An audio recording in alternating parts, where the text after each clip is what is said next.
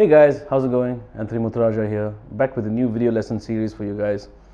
In this series, I want to talk about comping, particularly in jazz. Now, the aesthetics, the fundamentals behind being a good accompanist is very universal in any style of music. But one thing jazz has that a lot of other styles doesn't have for the most part is the sense of interaction.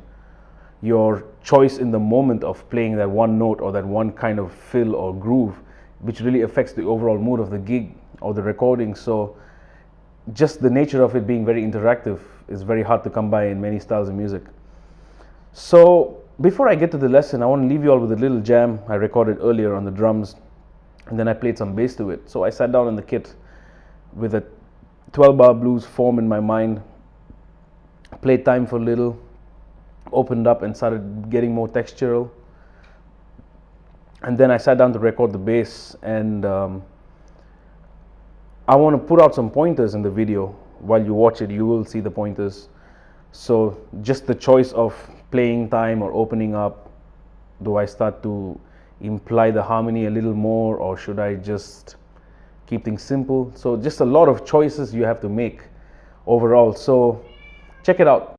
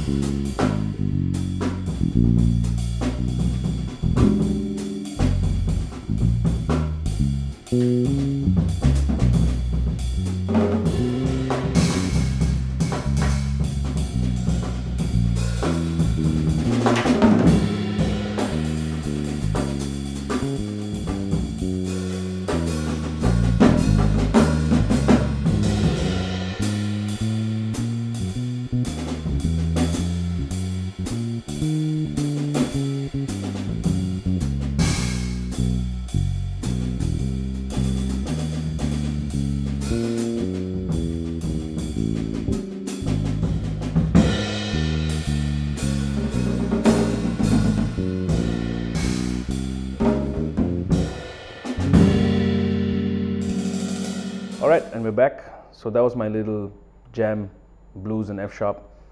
So let's jump right to it. The first thing most people look for in a bass player is time. Now time, I cannot stress on this, how important it is to have a good sense of time, a good sense of a quarter note pulse, right? Just solid, clear quarter notes.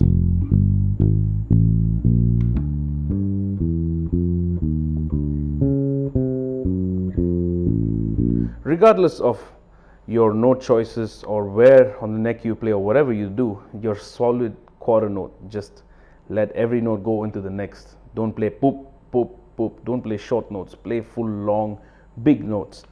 That's the main aim. All right, so in relation to time, there are two things, or two ways you play rather. One is just keeping time regardless of what's going on. All right, but you still have the room to be responsive harmonically and melodically. That we will get to in the later parts of this series. So for this part, I just want to talk about time as a timekeeper, and then to how you open up. All right, so keeping time, simple. Just solid quarter notes, imply the harmony in its most basic form, and then eventually you can open up the harmonic element. So you can start playing more melodic ideas instead of more chord tone, root note on downbeat kind of ideas, right? Now, how do you open up in terms of time? To me, I see there are two ways you can do it. One is to open up in relation to the drummer, if he opens up. And then the other is to open up in relation to the soloist, or the melody, or whoever is the highlight at that point. All right, but in order for you to do that, you really have to keep your ears and eyes open too, because if you have a piano player who already is very responsive, you don't want to get in the way. But if you find a gap and you want to take it, but then the drummer takes the gap, so you really don't want to find yourself in a little fixation. So what I usually do is I let whatever is happening go by for a while, and I just play solid time. I keep implying the time. And then I'll just, okay, maybe the first bar, I'm going to try to do this. And I do it. Did it interrupt anybody? Did it get in anybody's way? No? Cool. Then from there, I just add on little ideas, or just basically stacking these ideas on top of each other. But you don't want to do this without the intention of it being musical. You don't want to do it just because you want to show you have good ears. You want to do it because musically, it's very lifting. It really uplifts the whole feeling. So that's the most important thing for me, to open up in relation to what's going on already, and to open up to just elevate the music. All right, so I'm going to list a bunch of albums which you guys can check out to understand that kind of playing. And of course, any old school straight ahead record is a great school for studying solid quarter note time. All right, so in part 2, I want to talk about sound production, and how sound is the second thing that most people look for in a bass player. And then after sound is just harmonic and melodic sensitivity. And then after that is rhythmic sensitivity. So I'm really excited to start off this series, to be very honest, because this is something that is not talked about a lot. And I feel if people have a good understanding of this, it'll really help bass players and drummers, just anybody really. All right, so I hope you've got something out of this so far. And if you have any questions, any suggestions or comments, do leave them below. Don't forget to subscribe to my channel. And with that, I'll see you guys in the shed. Peace.